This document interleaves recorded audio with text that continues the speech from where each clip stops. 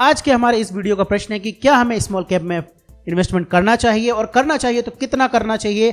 चलिए देखते हैं। तो पहली बात तो ये है कि small cap mutual fund risky होते हैं। इनके साथ आपको पूरा पैसा आपको कभी भी नहीं लगाना है।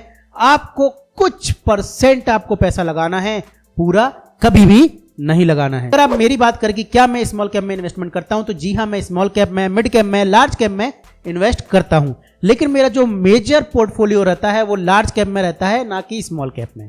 अगर आप भी स्मॉल कैप में इन्वेस्टमेंट करना चाह रहे हैं तो आप यहां पर एक 70 का फॉर्मूला जो है इसको याद रख सकते हैं। फॉर्मूला 70 में आपको क्या करना होगा, 70 से आपको आपकी एज को माइनस कर देना है और जो भी आंसर आए उतना प्रतिशत आपको स्मॉल कैप में इन्वेस्ट करना है। जैसे कि अगर आपकी उम्र अभी 30 वर्ष है तो आपको 70 में से 30 को माइनस कर देना है तो 40 आंसर आएगा, यानी कि 40% ही आपको स्मॉल कैप में इन्वेस्टमेंट करना है। ऐसे ही अगर आपकी उम्र 40 है तो आपको 70 में से 40 को माइनस कर देना है तो 30 आंसर आएगा।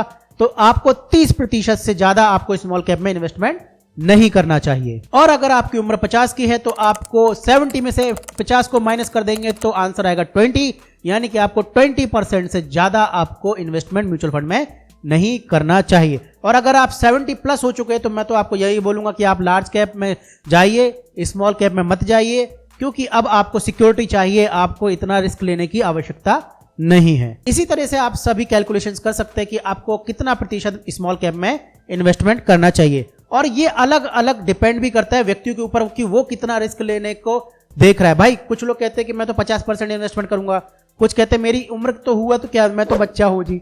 और अपना अपना रिस्क लेने का तरीका है, आप कितना भी रिस्क ले सकते हैं। भाई रिस्क है तो रिस्क है वाली कहानी।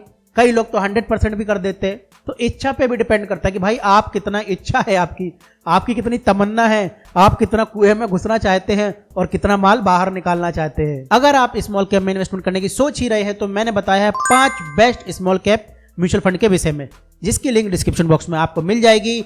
और अगर साथ ही आप 5 बेस्ट म्यूचुअल फंड के विषय में जानकारी लेना चाहते हैं तो उसकी लिंक भी डिस्क्रिप्शन बॉक्स में दी गई है। आपको मार्केट में बहुत सारे ऐसे लोग मिल जाएंगे जो बोलेंगे अभी मार्केट महंगा है, अपने टॉप पर है, यहां से नीचे आया, करेक्शन आया, तब इन्वेस्टमेंट करो। भाई देखो, यहां पर मेरा जो एक्सपीरियंस कहता है, मैंने इतने सालों में जो समझा कि अगर आप सही समय का चुनाव करने का इंतजार करेंगे तो वो सही समय कभी आएगा नहीं। और आपको एंजाइटी होती रहेगी, आप मार्केट को देखते रहोगे कि भाई अब आया तो अब इन्वेस्टमेंट कर दूं, अभी मेरे पास पैसा पड़ा है।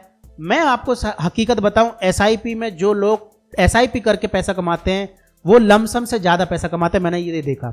आप चिंता ना करें, अगर आप 5 साल, 7 साल, 10 साल इतना आप इन्वेस्टमेंट करने की सोच रहे हैं, इतने लंबे इन्वेस्टमेंट की सोच रहे हैं, तो आप थोड़ा पैसा डालते रहो। आपको मार्केट की चिंता करने की जरूरत नहीं है, कब महंगा है कब सस्ता है, क्योंकि मार्केट इसके ऊपर जाएगा ये भी कोई नहीं बोल सकता, यहीं से गिर जाएगा ये भी कोई नहीं बोल सकता। किसी के हद में नहीं है भाई, कोई ये प्रेडिक्शन नहीं कर सकता, ना मैं कर सकता हूं ना मेरे पापा कर सकते। तो ध्यान रखें कि इस बात का कोई टेंशन ना ले कि मार्केट में कब पैसा लगाए कब ना लगाए। आपको जब लगे, आपको जब कंफर्ट हो आप लगा दे। बस इतना याद रखिए कि 5 या 10 साल के लिए ही आप पैसा लगाए तो ही मार्केट में पैसा लगाए, वरना आपके लिए एफडी बेस्ट है। एफडी में पैसा लगाओ और शांति से सो जाओ, चिंता नहीं करने का। लेकिन अगर आप 5-10 साल की सोच रहे हो तो आराम से म्यूचुअल फंड में कभी भी पैसा लगाओ, कोई टेंशन नहीं। भाई फंड मैनेजर को 1% किस लिए दे रहे हो, इसी काम का तो दे रहे हो कि सही समय पे देखे, वो जाने। भाई अपना पैसा अपन उसको दे दिया, अब वो जाने कि भाई उसको पैसा कहां लगाना है। भाई मार्केट महंगा है कि सस्ता, वो जाने, अपन को क्या लेना देना। तो टेंशन नहीं लेने का, इन्वेस्ट करने का। यहां पर आपके लिए एक प्रश्न है कि अभी एक छोटी सी कंट्रोवर्सी चल रही है संदीप माहेश्वरी और समवन के बीच में, तो आप किसके साथ खड़े हैं। मैं तो संदीप सर के साथ हूं, आप किसके साथ हैं जरूर कमेंट करके बताइएगा कि आप किसके साथ खड़े हुए हैं। अगर आपने वो स्कैम नहीं देखा है, अगर आपने वो वीडियो नहीं देखा है तो जरूर देखिए संदीप सर का वो वीडियो और बताइए कि आप किसके साथ हैं। तो मैं भी देखना चाहता हूं कि हमारी मेजॉरिटी किसके साथ है, कहीं मैं गलत तो नहीं, और आप क्या कहते हैं आप कमेंट करके जरूर बताइएगा। साथ ही हमारे व्हाट्सएप और टेलीग्राम चैनल से जरूर जुड़े, जिसकी लिंक डिस्क्रिप्शन बॉक्स में दी गई है। इंस्टाग्राम, फेसबुक, लिंक्डइन सबकी लिंक डिस्क्रिप्शन बॉक्स में दी गई है। आपका प्यार मुझे मिलता रहे इसके लिए लाइक जरूर कीजिएगा, चैनल को सब्सक्राइब कीजिएगा और नोटिफिकेशन बेल को भाई दबा के जाना, तोड़ के जाना। तो मिलते हैं नेक्स्ट में, तब तक टाटा बाय बाय, सही हो नारा।